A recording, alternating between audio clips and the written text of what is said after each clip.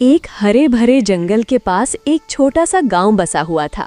गांव के बाहर एक पुराना बरगद का पेड़ था, जिसकी जड़ों के नीचे एक गहरी बिल थी। उसी बिल में एक बुद्धिमान सांप रहता था, जिसका नाम नागेश था। वो कभी बिना कारण किसी को नुकसान नहीं पहुंचाता था। गांव के लोग जंगल से लकड़ी, फल और जड़ी बूटियां लेने जाते थे। सब लोग नागेश के बारे में जानते थे, इसलिए उसकी बिल के पास जाने से बचते थे। उसी गांव में एक लकड़हारा रहता था, जिसका नाम धनिया था। वो बहुत लालची था। उसे पता चला कि बरगद के पेड़ के नीचे कोई सांप रहता है और सांपों के पास अक्सर मणि या खजाना होता है। धनिया ने सोचा, अगर सांप को मार दूं तो उसकी मणि मेरी हो जाएगी। रात के समय धनिया कुल्हाड़ी लेकर बरगद के पेड़ के पास पहुंचा। जैसे ही उसने बिल में झांका, नागेश जाग गया।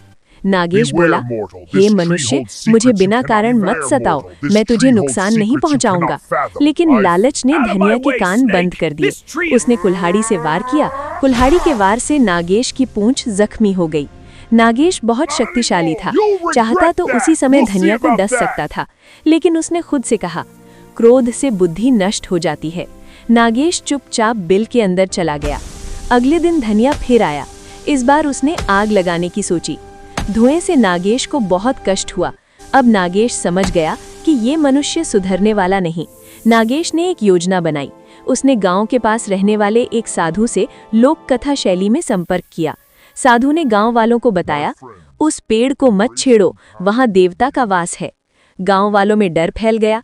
सब लोग डर गए, पर धनिया बोला, ये सब झूठ है, मैं आज साबित करूंगा। वो फिर पेड़ के पास गया।